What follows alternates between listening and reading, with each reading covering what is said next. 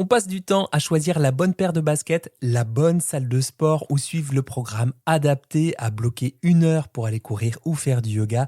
Mais quand il s'agit de ce qu'on mange autour de ça, silence, radio. Ou pire, on suit des idées reçues. Aujourd'hui, on change de perspective.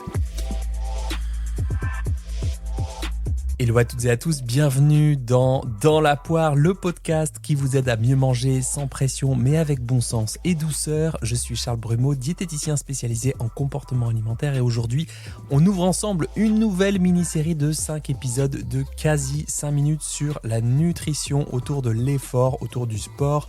Pensez pour les personnes actives, curieuses, pas forcément ultra traileuses, mais qui veulent bouger, se sentir bien et manger en cohérence avec ça. Et j'annonce à la fin de cette mini-série, vendredi, je publierai un guide des encas sportifs dans les bonus de ma newsletter. Donc n'hésitez pas à vous abonner avant vendredi.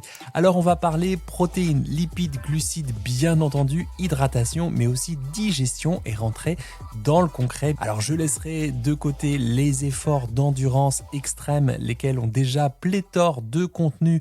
Je vais plutôt m'atteler à ce qui est très très peu abordé, la base de la nutrition sportive. C'est-à-dire que je vois plein de contenus sur le semi-marathon, le marathon, ou la nutrition du CrossFit, mais peu de choses sur, tiens, je suis entre actif et sédentaire et je recherche des infos pour mieux manger au quotidien.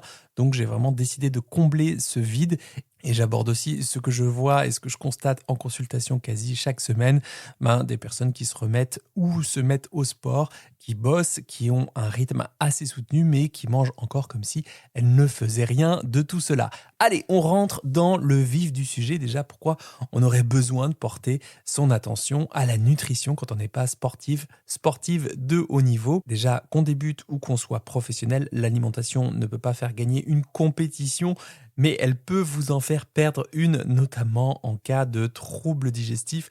Même chose pour les entraînements, s'ils peuvent se passer dans la joie digeste, dans la bonne humeur gustative, dans une allégresse, eh bien, on ne dit pas non.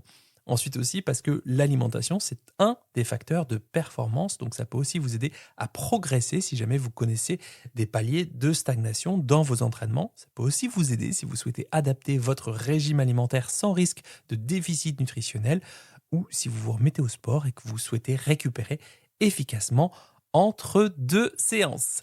Alors, quand vous bougez même 1 heure par semaine, vous créez des besoins spécifiques. Ça veut dire que vos muscles consomment du glycogène, donc vous aurez besoin de glucides. Ils se réparent après l'effort, là vous aurez besoin de protéines. Et vous perdez des électrolytes avec la sueur, selon bien sûr vos conditions d'entraînement, les conditions climatiques et selon votre degré de sudation. Là vous aurez peut-être besoin d'eau et de sodium. Je vous donne des exemples concrets.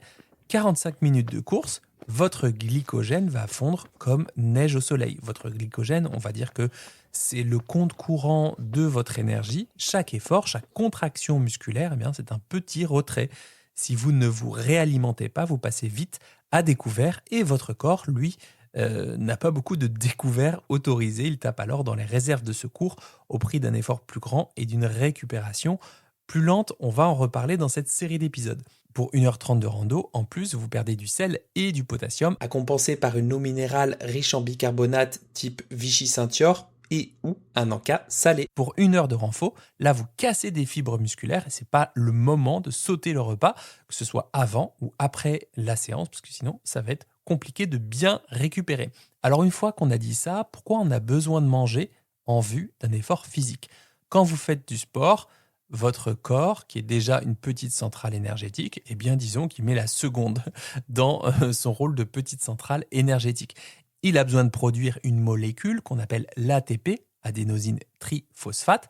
C'est elle qui fournit l'énergie à vos muscles pour bouger. Et pour fabriquer cette ATP, il va piocher dans différents macronutriments, les différents carburants si vous préférez, les glucides, les lipides et parfois les protéines.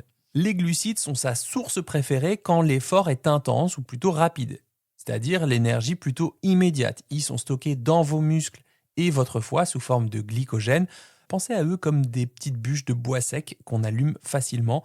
Plus l'effort monte en intensité, course rapide ou série de intervalle training, plus le corps va se tourner vers eux. Et si vos réserves sont basses, là c'est le coup de mou garanti. Les lipides, eux, c'est l'énergie de fond, moins rapide à mobiliser, moins idéal pour les efforts plus longs ou modérés. Marche dynamique, randonnée, yoga aussi un petit peu dynamique, footing tranquille, ils sont très présents dans le corps, mais plus lents à transformer. On pourrait dire que ce sont des bûches épaisses, elles tiennent longtemps, mais demandent un peu de temps pour chauffer, entre guillemets. Là aussi, on va en reparler quand j'aborderai les filières énergétiques. Les protéines, enfin, ce n'est pas vraiment leur job premier de fournir de l'énergie. Elles sont là pour réparer les fibres musculaires, reconstruire les tissus, soutenir votre immunité. Mais en cas de manque de glucides et de lipides, le corps peut y faire appel, ce qui est dommage car au lieu de construire du muscle, vous le dégradez, mais ça n'arrive que dans des cas assez rares. C'est aussi pour ça, vous verrez, le corps humain est plutôt bien fichu. On dit que les glucides ont un rôle d'épargne azotée. Ça veut dire que quand vous consommez suffisamment de glucides, le corps a ce qu'il lui faut pour produire de l'énergie. Il n'a donc pas besoin de dégrader vos protéines pour en fabriquer. On dit qu'il épargne l'azote contenu dans les acides aminés, d'où ce fameux rôle d'épargne azotée. Voilà, donc à retenir, glucides pour performer et soutenir l'effort immédiat, lipides pour tenir sur la durée, protéines pour réparer et renforcer. Et c'est en jouant intelligemment avec ces trois-là, selon votre sport, sa durée, son intensité, que vous allez pouvoir mieux bouger, mieux récupérer et surtout éviter les fameux coups de pompe qui arrivent quand on ne mange pas dans le rythme du corps, entre guillemets.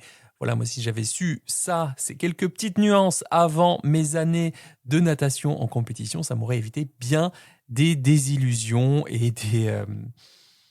comment on peut dire ça, des tests, des essais absolument foireux, notamment en situation d'entraînement. Voilà, c'était nécessaire que vous compreniez pourquoi on nourrit notre organisme plutôt avec tel ou tel macronutriment. Demain, on passe aux pratiques et on parle de qu'est-ce qu'on mange avant le sport. Bel appétit de vivre!